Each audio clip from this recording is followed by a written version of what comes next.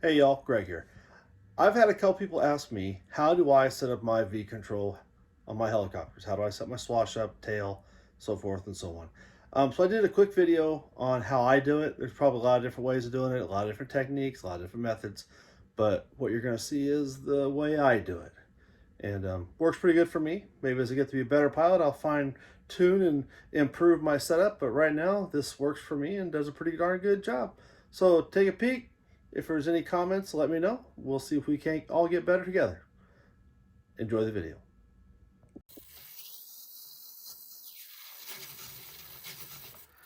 Hey there. Purpose of tonight's little video is to talk about using the V-Touch, a Neo, your helicopter, and getting the swash and everything set up in the head as far as how I set it. This is how I do it, and kind of what the tools are that I need are handy dandy swash tool, little leveler, right? Use that. Set of calipers, right? And then this is something I got when I was flying with Gowie. Got this from JC's Ankle. It's a great little tool for setting up your links. The other thing we always need is the manual. Gotta have the manual. So one of the things that we're looking for in the manual is the dimensions that they recommend on your setup.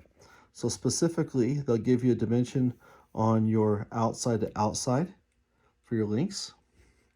All right, I think it's a page this direction. There you go. Another page here shows you the geometry.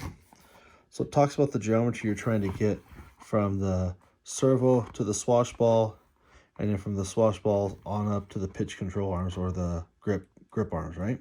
So that's the dimensions you're shooting for right there. So the SAB manual has these listed here for us. So let's show you kind of what I do, all right? So once again, we all start with the manual. I'm gonna go back. On this page here, oh, went too far. Went too far. All right. So we want to set and build our links the same. My goal is make all the links as exact as I can to the same. So there's one link dimension, and the other link dimension we need is dun, dun, dun. It's there somewhere. Bear with me. I think I had these tabbed or something. Oh, right there. There we go. So from the servo arm to the swash, we want an outside dimension of 46 millimeters. And for the pitch control from the swash plate on up to the grip arm, we want 75 millimeters. So knowing those dimensions, how do I work on getting that done? Well, there's an example. So I build these up and I try to get them all set as close as I can. 74.85, probably close enough, all right? So I'll build one first, get it built. Now I got that built, and I'll take it over here, and I'll put it on there. Now, I will then take and build the other ones. So I'll put this here, and I'll build the other ones so they're all the same. So when I get done with both of these are the same, I'll do the exact same thing for these links, all right?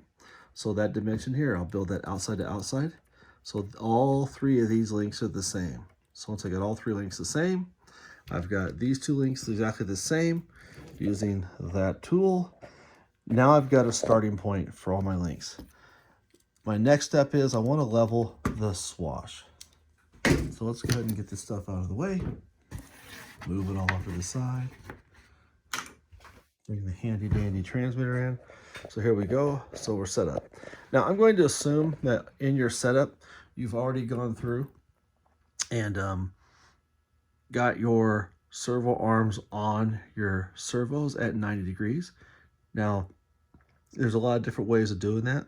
Some servos, newer servos, you can actually put them on there, put this at the center pulse. It'll give you 90 degrees.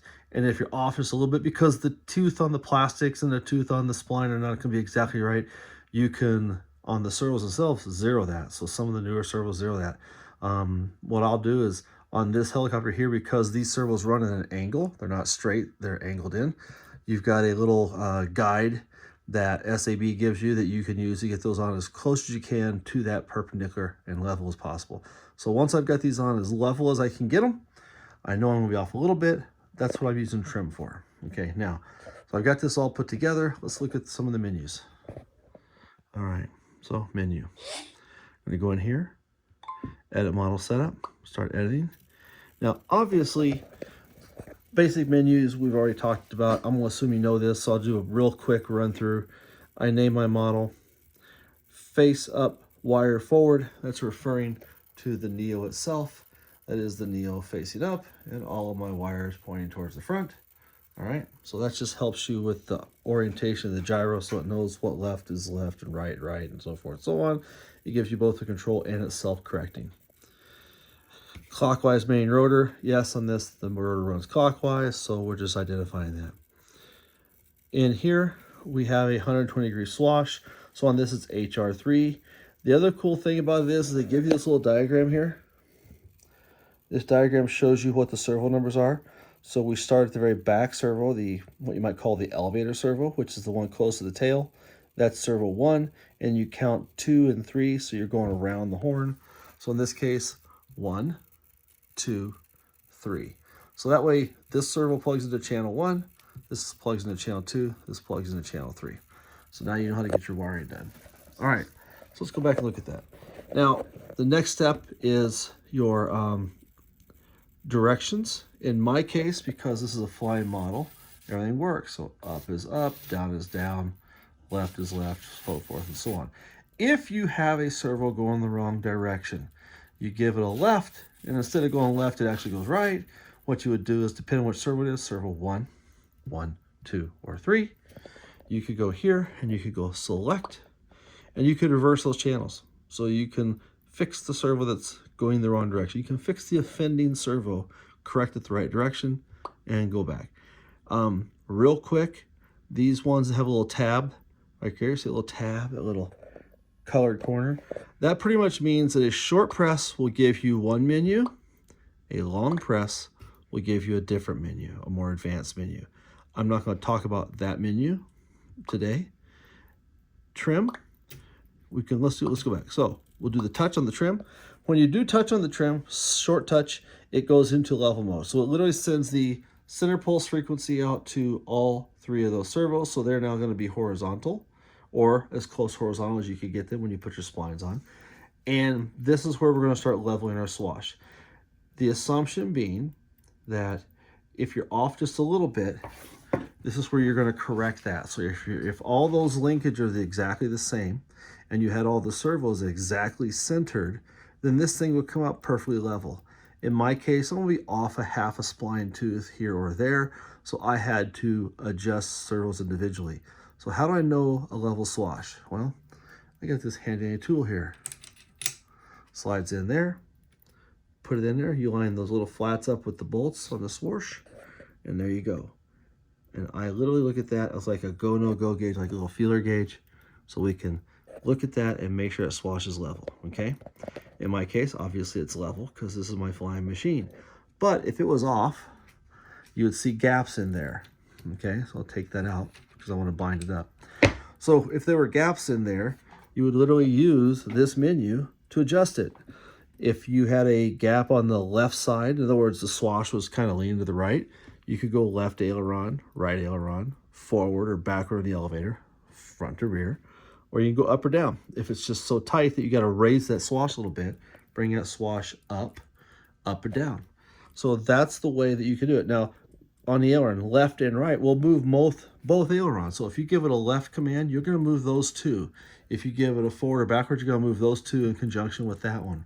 Up and down is going to make all 3 go at the same time. So that's a way to do an overall swash movement. Think of this as moving the swash itself. All right, let's go back here. Long press. Long press is true servo. You're now literally moving the servo itself. And you can see my numbers in there. So you could literally pick that servo, slide it up and down, adjust individual servos, okay? So short press moves the whole swash in conjunction to a left or right, a forward or backward. Long press will give you actual discrete servo command to move the servo individually. Servo 1, 2, and 3. So once you have literally got servo all leveled up in there, all right, it's all leveled. You've used your swash leveler. You've got everything level and clean and perfect and just as mechanically perfect as you can get it. All right, so now the swash is level. Next thing we're going to look for is we're going to check your movement, what your adjustment is. In other words, your stick control. So we're going to slide up. So we've leveled our swash. Now we're going to look at maximum, minimum, collective. Now, right now they're grayed out because we're mid-stick. But you'll notice when I move it down, it highlights negative. When I'm full negative, it'll give me negative. When I'm full positive, it'll give me full positive. Okay? So what you'll do is you'll put this at full positive. A lot of times what I'll do is I'll put a blade in here. And I'm going to grab a blade real quick and show you what I do. Be right back. Okay, we're back. What I've done is I've got an old blade here. Okay? This old blade has seen better days. So I cut the end off and I made myself a little temporary short blade I use for setup on my bench because I get tired of dodging main blades. They swing around my head. So for bench setup, I will literally put this blade on one grip holder and I will put this on a common place. So I'll pick like a letter T. If I'm using 2 blades, I'll grab I'll use like the letter T or some number so I can make sure I put this in the same spot on both main blades. You want to make sure that that blade is lined down the boom, straight down the helicopter boom. You want to make sure the blade's straight. If this blade's off like that, you're going to have bad readings. So make sure that the blades are running straight down the boom and the blade is square in the grip holder, okay? So you want this nice and straight. Let's get this straightened out here. All right, we're going to call that for the purposes straight. It may not be, but you know, for the purpose of discussion, we want that as straight as we can get it. Now, the next piece is, let's get our pitch gauge on here. So, I'm going to set 0. So I want to set my pitch gauge on the motor, turn it on. When it comes on, I want to 0 it. All right, I'm 0'd on the motor. I'll take this, transfer it to the holder. So that's what I'm reading right now. Then we come here and we go trim. Now remember we talked about this earlier. This centers the swash. It puts the swash and all the servos at their center point. And in my case, I'm 0.4. So I may be off a little bit. Now I would literally want to set this at literally 0.00000, all right? So in this case here, I can go right here and go down. Look at that. Now we're minus 0.2. I go up, what did it give me? 0.2. So I'm going to call that close enough for what I'm doing tonight. So call this 0 now. Now 1 0. Now, like I said, I would generally fudge it with this and fidget around a little bit, adjusting one servo at a time, moving one little piece at a time to get that 0 0 0. But for the purpose of this, we're going to go ahead and 0 it now to start from there. Now, if you move it, it's going to reset. So you want to be nice and gentle when you hit the set 0. So I 0'd it at 0. So right now we're at 0. Now, let's do our collective. When I go full negative, remember I'm down here at full negative, my gauge reads minus 13.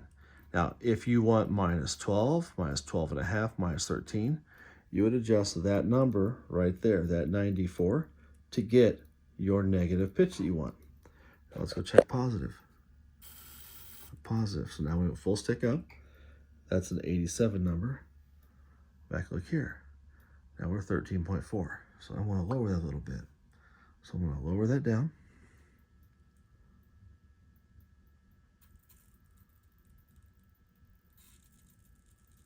There we go. So, reading 12.9. Came down a little bit. So up just a little bit. Sometimes you don't get a movement. I just reset it, move it a little bit. See what it does for me. 12.9. So I'm going to raise it up one more. It's 84, 85. Or 13.2. 13.1. 13.3. So we'll drop it back down a little bit.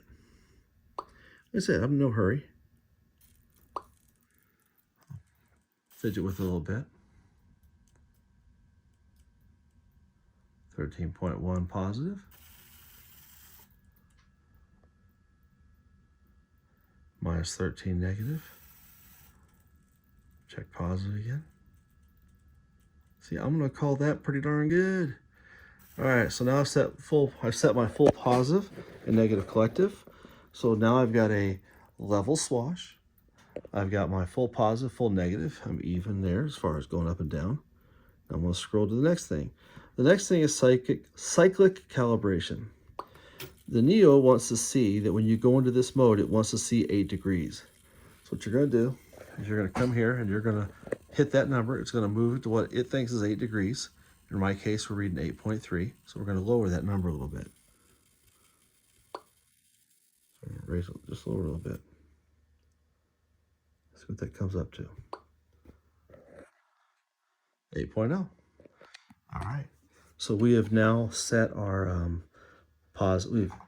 We have now leveled our swash, set 0 pitch at mid stick, neutral on all of our servos. We've gone full positive, we're plus 13. We've gone full negative, we're minus 13. And we've checked our cyclic where we've calibrated 8 degrees. So let's go ahead and turn that off. The next thing I do is tail servo. Now, I'm going to go ahead and spin the model around and give us a look at her tail, and I'll be right back. Okay, we're back. We're looking at the tail. So we have already gone through here. We've selected tail servo. There's a couple different options. You've got different frequencies, different refresh rates. So in my case, we're at 333 hertz, 760. That's what my tail servo is. So I picked that. You pick reverse to set your direction. If it's going the right way, all right? If everything's going the right direction, you're good. If it's going the wrong way, you need to hit reverse and change that direction. In my case, I had to use reverse on this. Now, in this setup, right in this menu here, you need to put the servo horn on. Put the servo horn on the servo as perpendicular as you can. You want that to be as straight up and down as you can. Reason being is you want to have the relative same throw both directions, all right? So as the servo arm's moving from left to right, in the very center position, a little bit of movement laterally will give you a very linear direction left and right. When you get to the far extremes, right, over here, that same rotational degree does more vertical as opposed to lateral. So what happens is you'll have more command in the middle, but as you get to the ends, for the same amount of servo travel, you'll have less throw of your tail control rod. So you want to try and keep it as even as possible, as centered as possible, so you at least have a consistent feel both directions, right? So that's why you want to keep centered. You don't want your servo arm living like this, so that's left and that's right. You want this thing to go from here, left and right. Same throw both directions. So try and get it as centered as you can. If you're off a little bit, once again, if you have a servo that's adjustable, you can tune it, the center point to be perfectly up and down. If not, you're going to be off maybe a half a spline on the servo horn. That's okay. Just get it as close as you can. Now, the next thing I do is you want to get it set up in here. Now, every manual will give you an overall tail control rod length. They'll tell you how long the tail control rod is. So I put a couple marks on my table. I run it out and I literally build the rod. So I got the overall tail control rod, the length that they want me to start. And that's my starting point. The next thing you want is I want these numbers as even as possible. So when I give myself a full left rudder and the thing moves, once again, just like your collective, when you go full stick travel, it lights up that left limit. When you go full right travel, it gives you the right limit. That's where you'll adjust it. What you're looking for in the limit is this, all right, to the left. So you want that full throw, all the way buried. You want to go all the way until you hear the servo bind. In my case, if I'm just a little bit further, that'll bottom out and I'll have the servo binding. So you're adjusting full travel so your servo does not bind. I'll turn so you can see that there. So when I go that direction, you can see I've got full travel. Probably a little easier to see it there. Full travel. all right, or as tight as I can get it without binding. So you're adjusting that length to get it as far as you can without binding. Now, my limits are 96, 98. Pretty darn close. If you find that you're way off, let's say that your left limit is, say, 70 and your right limit is 90, what you need to do is adjust your tail control. So drop the ball loose here, pop the ball off, turn that ball link to drive the tail where it needs to be so that when you go left and right limit, you get the same number. So I literally will turn my turnbuckles, right, your ball links, thread them in, thread them out, until you get to where you can get those numbers to be about the same, right? In my case, 96 and 98. Now, if I wanted to, I could probably go in there and turn another half turn on that ball, or one turn, and get it to where it's like exactly, say, 97, 97. But for the purpose of how it works, I think 98 and 96 is awful darn close. I'm going to call that good. After that, we're talking governor setup, right? So that's how I pretty much set up my helicopter. That gives me my, we've leveled the swash. We've set our full pitch, positive, negative. We set the cyclic at 8 degrees. I rub plus or minus 13. On the tail, I've got our full travel and relatively center, and the number's about even and consistent as far as left versus right.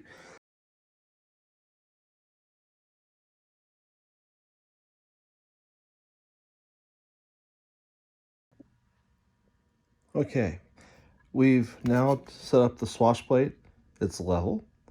It goes full positive, full negative, plus minus 13 with 8 degrees of cyclic. But we did all of that with our test blade on one of our blade grips, all right? So that test blade on that blade grip means that setup's good. So we got that one done. I'll go ahead and mark that with a dot. See my dot?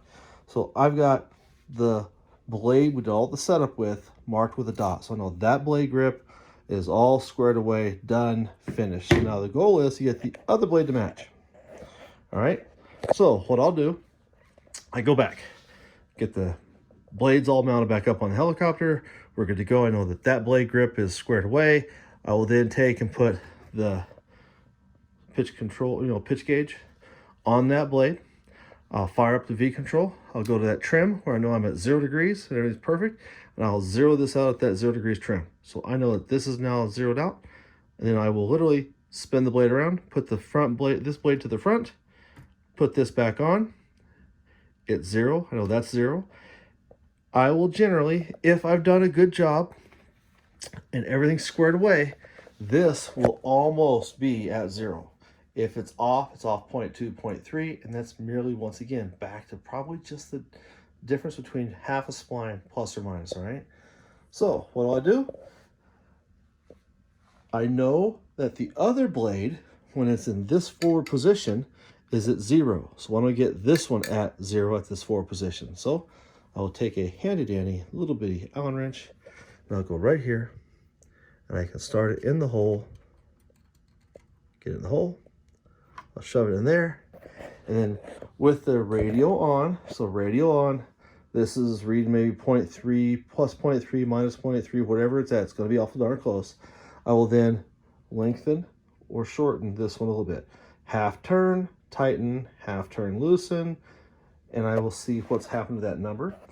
If I'm going the right way, I will slowly walk this blade into alignment with the other blade to where this is reading 0.